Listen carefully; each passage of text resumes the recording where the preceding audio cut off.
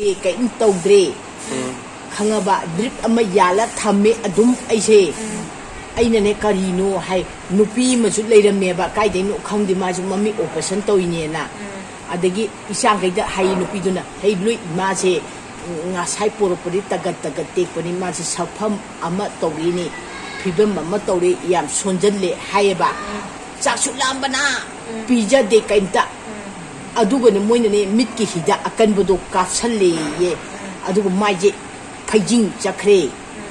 aina yan tarak podane moji kapna leirame kaiginu nuina kapidi haiba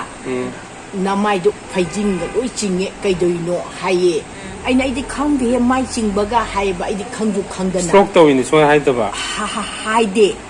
haide moina haide diabetes wame so haidaba haide adugo ne soi benida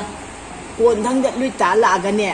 ticket ka ga pusan badadi Guwahati da chapdo adugo Guwahati mayang nupa na kaya as Manipur doctor apaw bani ne ma kasu tawroi musathiru no ma hay mayang duna adadi sidadi kaim pu na cha na da su puganu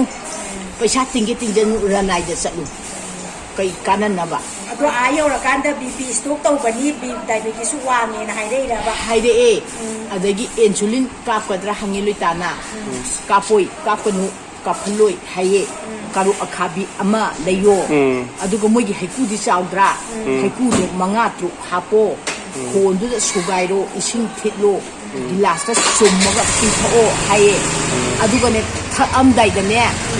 tesa tawthuo sugar ji kayang wangi yengo haye numi humni the ina mai ji ahum la pithe le dana indang ju pithai nungdin ju pithai ai kitan jab ju pithe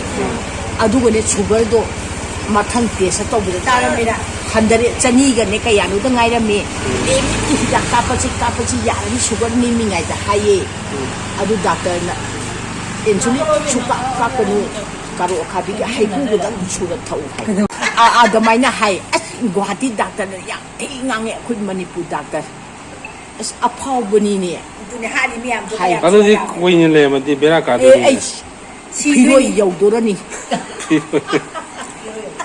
awoi bine luita na haye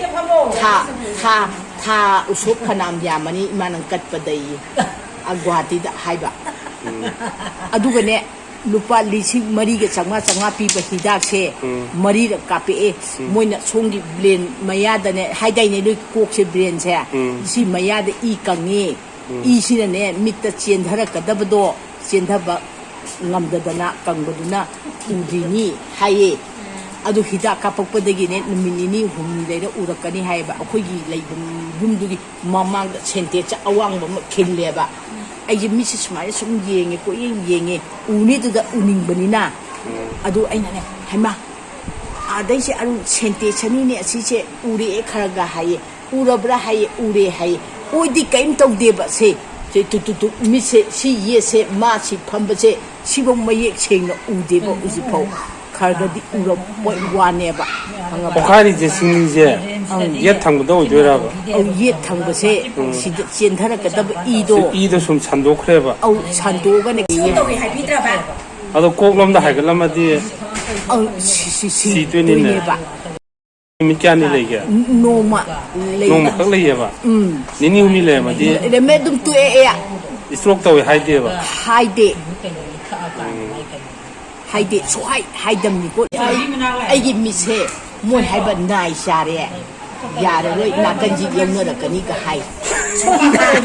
Manipur da hai ne mi se nai share si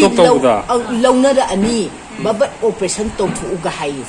moina mo mit lom da chakra ba aduga ne stroke taw bani hai bidre ba na aduga Guwahati gi doctor na ne kain tawde hai gasu tawde taw nai cha de hai ai yam phatte moi yam phatte ai sonjali je adudagi ni mani ya dra jani ko takta phajana Layeng biram ma di si yong sok chal lo so oi